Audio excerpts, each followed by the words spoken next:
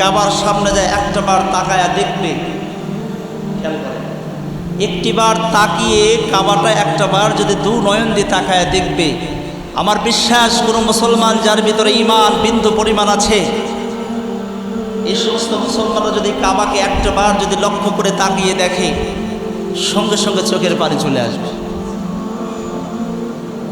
আর এই কাবাটা একটি বার যে দেখবে, কমসে কম সঙ্গে সঙ্গে আপনার উপরে কমসে কম কম করে হলো 20টা বারাকা আল্লাহ পাক রব্বুল আলামিন আমার আপনার উপরে দিয়ে দিন। শুধু তাই নয়, কাবা ঘর দেখি যেই সমস্ত বান্দারা, আমি গোলাম মুর্তজা নূরি আমি দেখেছি 2017 সালে যখন দেখেছি আমি চোখ ফিরাইতে পারিনি। কাবা যারা দেখেছে, বিশ্বাস করুন যারা হাজী সাহেব, কাবা দেখার পরে কি করতে পারে না, তারা কি নয়নটা ফিরাইতে চায় না বা ফিরাইতে পারে না। এমন একটা আকর্ষণ, এমন একটা চুম্বক আল্লাহ পাক রব্বুল আলামিন কাবার ভিতরে দিয়েছে। কাবার দিকে যখন আপনি তাকায় দেখবেন, একটিবার যখন তাকাবেন, তাকানোর সঙ্গে সঙ্গে পৃথিবীর জমিনে, এই আসমানের নিচে জমিনের উপরে, পৃথিবীতে আপনি যত গুনাহ করেছেন সকল গুনাহ খাতাকে আল্লাহ পাক রব্বুল আলামিন মাফ করে দেন। সেই কাবা, এই ঘরটা কোন ঘর, কার ঘর? দুনিয়ার কোনো বাদশার ঘর নয়, দুনিয়ার কোনো এমপি মন্ত্রীর জন্য ঘর নয়, পৃথিবীর কোনো সরকারের ঘর নয়, পৃথিবীর কোনো মানুষের এক কথায় ঘর নয়। ওই ঘরটা হলো জিনার। তিনি হলেন আমার মালিক, আমার সৃষ্টিকর্তা, আমার বিধানদাতা, আমার রিজিক দাতা, আমার হায়াত দাতা, আমার মাউত দাতা, আমার মালিক আল্লাহ তাআলা। আলহামদুলিল্লাহ বললেন না? আজকে আমাদের বাংলাদেশের দিকে তাকাইলে একটা জিনিস আমরা ভালো করে খেয়াল করে বলি, অনেকেই যদি বলি অনেক মুরব্বীকে, টাকা আছে, সম্পদ আছে, মুরব্বী কেন ওয়াজ করেন না?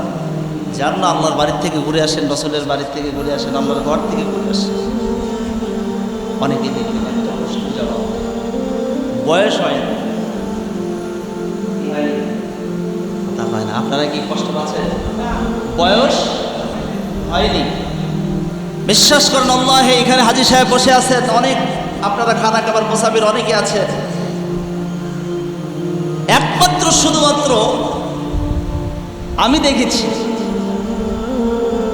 বাংলাদেশের হাজীদের দিকে তাকালেই বোঝা যায় যে বাংলাদেশের হাজী। কারণ বাংলাদেশের হাজীদের দিকে তাকাইলে দেখা যায় হাজী সাহেবদের দাড়ি পেকে গেছে, হাজী সাহেবদের চুল পেকে গেছে। বিশ্বাস করেন আল্লাহে, আমি যত দেশের হাজীদেরকে দেখেছি, অন্যান্য দেশের যত হাজীদেরকে দেখেছি, অধিকাংশ হাজী সাহেব হলো যুবক। সুবহানাল্লাহ বললেন না? অধিকাংশ হাজী সাহেব হলো যুবক। অনেকেই বলে হুজুর এই যুবককে আমরা যে হজ করে আসবো, আসার পরে তো আমরা ওরাই লিখতে হবে। আসলে আমাদের নিয়াতের মধ্যেই ভুল, নিয়াতের মধ্যেই কি ভুল। বন্ধুগণ আমার হয় না, আমার আপনি যে বলতেছেন আপনার হায়াত মাউত, এই হায়াত মাউতের কোনো গ্যারান্টি আছে? একটু কথা বলা লাগবে, জোরে বললেন। হায়াত মাউতের কোনো গ্যারান্টি আছে? কে কখন চলে যাবেন, কে কখন আমরা বিদায় নিই, কবরের বাসিন্দা হয়ে যাব, আমরা কেউ বলতে। এই জন্য আমার বন্ধুগণ আমার ভাই আমার, আমাদেরকে অবশ্যই আল্লাহর দাসত্ব, আল্লাহর গোলামি আমাদের করতে হবে। কারণ ইসলামের মূল স্তম্ভ কয়টি? কথা বলেন আরো জোরে, কয়টি? আমরা কি জানি কয়টি? কি কি? আমি যদি বলি যে আপনাদের ইসলামের, আমরা যে ইসলাম আমরা ভালোবাসি, ইসলামের জন্য আমরা জীবন দিতে রাজি আছি, ইসলামের জন্য সব কিছু আমরা করতে রাজি আছি, কিন্তু ইসলামের যে মূল স্তম্ভ 5টি, আমি যদি আপনাদেরকে অনেকেই পারবেন, অনেকেই পারবেন। কিসের মুসলমান, কিসের মুসলিম আপনি বলেন?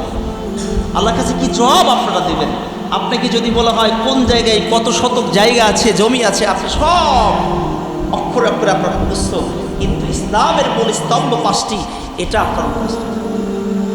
আমাদের মতো দুর্ভাগা, আমাদের মতো কপাল পোড়া পৃথিবীর মধ্যে আর কেউ। তো ইসলামের যে মূল স্তম্ভ 5টি, 1 নম্বর কি? কালেমা। 1 নম্বর কি? আমরা সবাই পড়তে পারি তো কালেমা? পারি তো? পড়েছি তো সবাই আমরা কালেমা পড়েছি, এটার উপর আমাদের বিশ্বাসও আছে। কি কোন কালেমা আমরা পড়ি নাই, এটার উপর আমার বিশ্বাসও আছে, আমাদের সকলেরই বিশ্বাস আছে। 2 নম্বরে কি, নামাজ। মুসলমান আমরা কালেমাও পড়েছি, নামাজও আমরা কম বেশি 5 ওয়াক্তের কাছে 3 ওয়াক্ত, কেউ 2 ওয়াক্ত, কেউ 1 ওয়াক্ত, কেউ 5 ওয়াক্তই আমরা পড়তেছি। মুসলমান 3 নম্বরে যে সিয়াম, এই সিয়ামটাও আমরা কিন্তু, রোজাটাও একটি মাস আমরা কি সিয়াম পালন করি না, সাধনা করি না, একটি মাস আমরা রোজাও রাখি, সিয়ামও পালন করি, এটার প্রতিও আমাদের বিশ্বাস আছে। 4 নম্বরে যেটা সেটা হলো হজ। খেয়াল করেন, এটা কিন্তু 5টাই কিন্তু ফরজ আপনার জীবনে। যদি আপনার টাকা থাকে তাহলে হজ আপনার জন্য কি, কথা বলে না, হজ আপনার জন্য কি।